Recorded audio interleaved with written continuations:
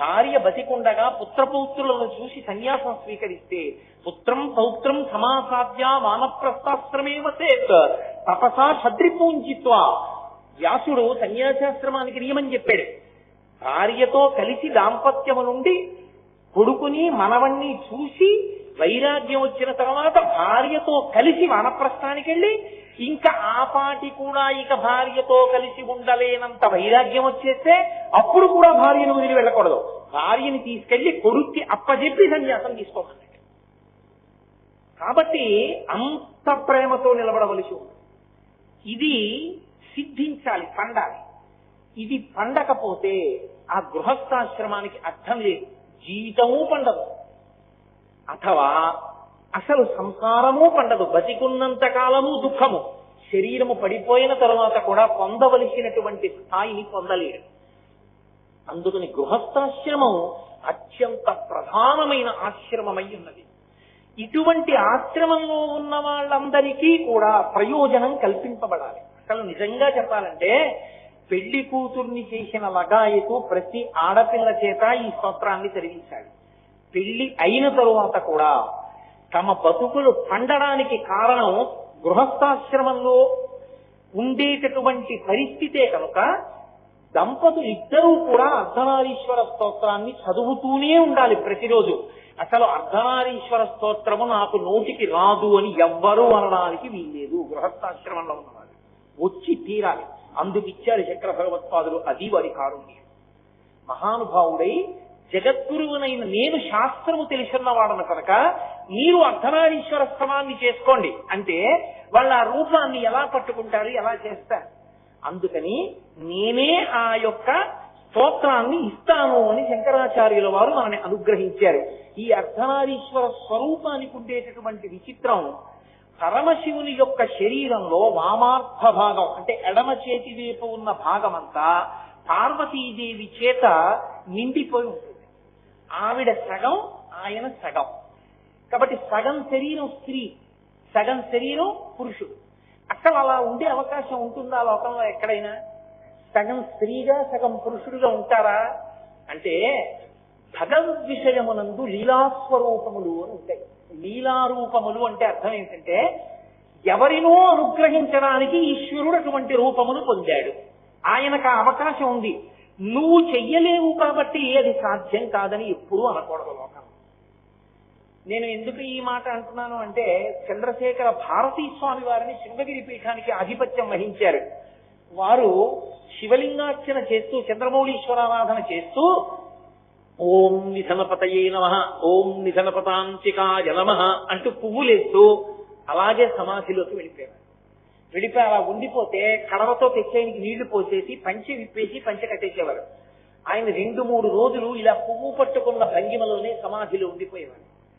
నీకు అలా భక్తితో నిలబడడం చేత కాదు కనుక ఆ చంద్రశేఖర భారతీ స్వామి వారు సమాధిలోకి వెళ్ళడం తప్పని నువ్వు అనకూడదు. నీవు కంటితో చూడని ఎన్నో లోకంలో సత్యాలున్నాయి. భూమి తిరుగుతోంది, నీకు కనపడిందా తిరగడం? భూమి తిరుగుతోందని నువ్వు ఒప్పుకుంటున్నావా, ఒప్పుకోవట్లేదా? సూర్యోదయ సూర్యాస్తమయాలంటున్నావు, సూర్యుడు ఉదయించలేదు, అస్తమించలేదు. భూమి అతని సూర్యునికి అందకుండా, సూర్య ఛాయ పడకుండా వెనక్కిడితే చీకటి పడింది. కానీ నువ్వు నీ కంటిని ఆధారం చేసుకుని చెప్పావు సూర్యోదయ సూర్యాస్తమయాలు అవుతున్నాయని. తప్పుకున్నది భూమి అసలు నిజానికి. నీ కంటికి కనపడినవన్నీ సత్యాలని, నీ అనుభవంలోకి రాని అసత్యాలని నువ్వు ఎలా అనగలవు? అందుకని పరమశివుడు అలా శరీరంలో అర్ధభాగాన్ని పార్వతీదేవికి ఇవ్వగలిగాడు అంటే అలా ఎలా ఉంటుందండి అని నువ్వు అనకూడదు. ఎందుకు అనకూడదు అంటే అది లీలాస్వరూపము కనుక. పరమేశ్వరుడికి 63 లీలాస్వరూపములు ఉన్నాయి. అలా ఒకానొకప్పుడు శ్రీ మహావిష్ణువుకి శరీరంలో అర్ధభాగం ఇచ్చారు ఆయన, అప్పుడు హరిహర స్వరూపం వచ్చింది. ఒకప్పుడు పార్వతీదేవికి సగభాగం ఇచ్చారు, అప్పుడు అర్ధనారీశ్వర స్వరూపం వచ్చింది. సగము నారి స్త్రీ, సగము పురుషుడు. ఎందుకు రావాలి అసలు? అలా ఏదో కారణం ఉండాలిగా. లీలాస్వరూపము అన్న మాటకు అర్థం ఏదో ఇతరుల ప్రయోజనము కొరకు ఈశ్వరుడు పొందిన రూపము అని నేను మీతో మనవి చేశాను కదా. అయితే ఎవరికో ప్రయోజనం కోసం పరమశివుడు ఇటువంటి స్వరూపాన్ని పొంది ఉండాలి. ఎవరి ప్రయోజనం కొరకటువంటి రూపాన్ని ఆయన పొందాడు అంటే శివమహాపురాణంలో వ్యాస భగవానుడు అర్ధనారీశ్వర స్వరూప ప్రాదుర్భావమును గురించి ప్రత్యేకంగా వర్ణన చేశాడు.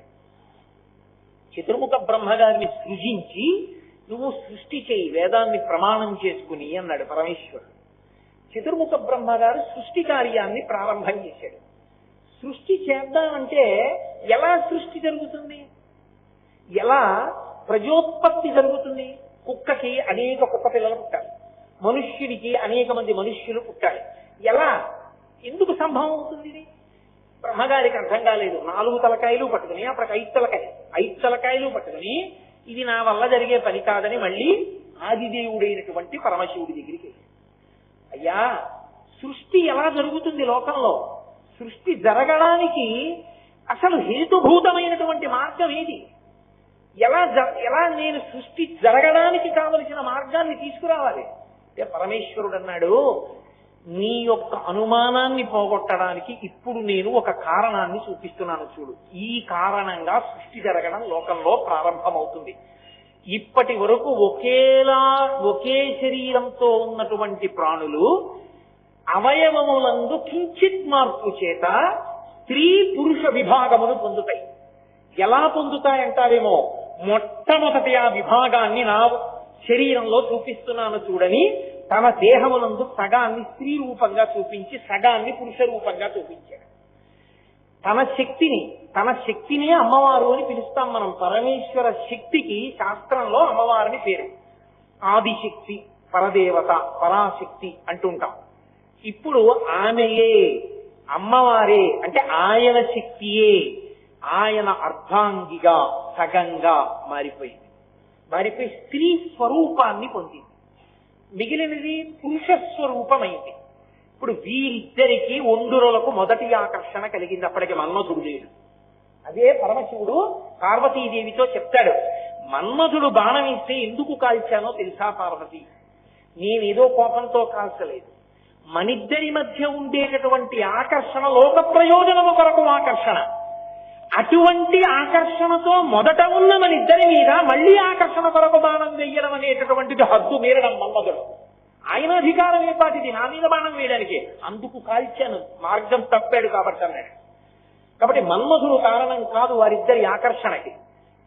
అలా ఆకర్షణ దేనికి కలిగింది అంటే బ్రహ్మగారి కోరిక తీర్చి లోకంలో సృష్టి జరగాలి. సృష్టి ఎందుకు జరగాలండి అని మీరు నన్ను అడగచ్చు. శరీరం ఉంటే కదా, శరీరం ఉంది కాబట్టి దానికి ఓ మోకాలు ఉంది కాబట్టి ఆ మోకాలుకో నొప్పి ఉంది కాబట్టి ఆ నొప్పి వలన నేను చేసుకున్న పాపం పోతుంది. ఈ శరీరం ఉంది కాబట్టి దీనితో పరమేశ్వరుడి గురించి 4 మాటలు చెప్పుకుని ఒక ధన్యతని పొందుతున్నాను. ఇది లేకపోతే పాపాన్ని పోగొట్టుకోవడం, పుణ్యాన్ని సంపాదించుకోవడం, పుణ్యకర్మ వలన జ్ఞానాన్ని పొందడం, జ్ఞానం వలన మోక్షాన్ని పొందడం ఎలా సాధ్యం?